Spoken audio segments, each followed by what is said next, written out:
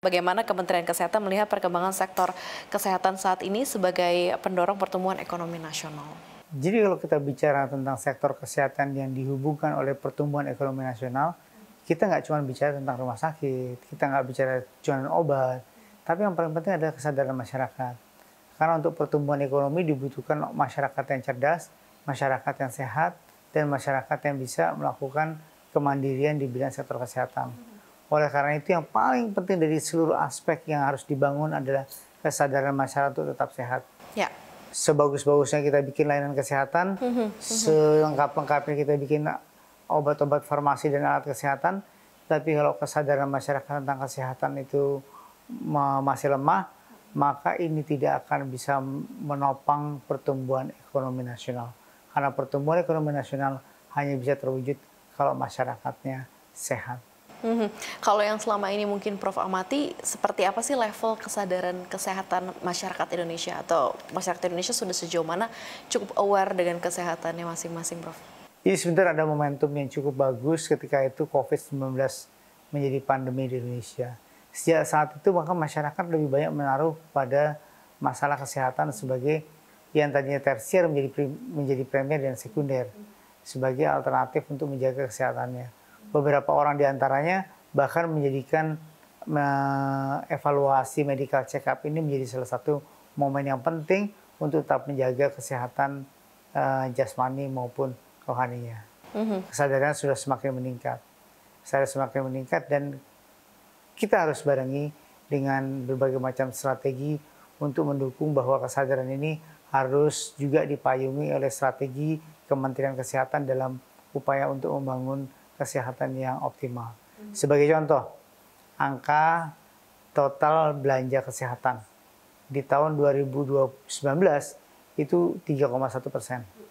Terus naik di 2020 menjadi 3,7%. Di tahun 2021 itu menjadi naik lagi. Oh, angkanya itu bagus ya, Prof, ya berarti. Angkanya makin linear. Karena akhirnya total biaya kesehatan itu yang dipakai dari PBD kita makin tinggi. Tapi setelah COVID yang menurun, kita melakukan efisiensi di mana kesadaran masyarakat itu dibawa kepada pelayanan preventif dan promotif. Jadi ini luar biasa, kesadarannya naik, tapi total belanja kesehatannya turun. Kenapa? Karena masyarakat sudah semakin lama, semakin sehat, pergi ke rumah sakit tidak hanya pada waktu sakit, tetapi terus menjaga kesehatannya supaya bisa bekerja dengan maksimal. Karena positioningnya udah bukan lagi hanya mengobati, tapi lebih ke preventif terlebih dahulu ya, pencegahan berarti ya, Prof? Iya betul. Beberapa kali saya sudah pernah menyampaikan bahwa health expenditure di sebuah negara itu selalu lebih tinggi daripada PBD-nya. Kecuali di seluruh dunia, mau di Amerika, mau di Jepang, mau di Rusia, mau di Inggris, cuma ada 2 negara yang bisa membuat health expenditure, inflasi kesehatan itu di bawah total GDP-nya, yaitu negara India dan negara Kuba. 2 negara ini berhasil membuat biaya kesehatannya menjadi rendah karena faktor preventif itu dikedepankan. Apa yang kita lakukan?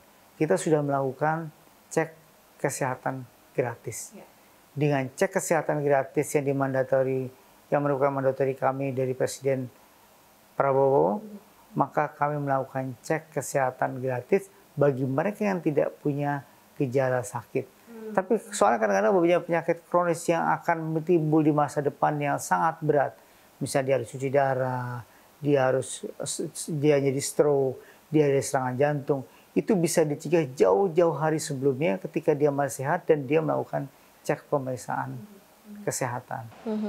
Oke, makanya salah satu program ini sangat diminati dan responnya sangat positif berarti ya, Prof ya? Ya, sejauh ini sudah mulai jalan, sudah 8 juta lebih yang diperiksa kesehatan per kemarin.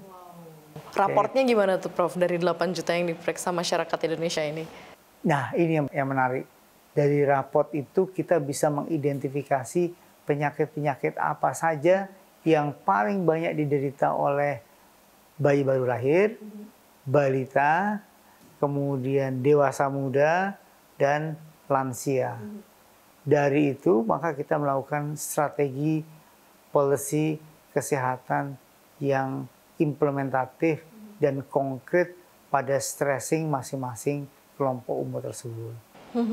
Wah, ini menarik sih. Jadi kita semakin tahu ya seperti apa sih karakter kesehatan masyarakat Indonesia dan kecenderungannya akan kemana begitu ya, Prof ya.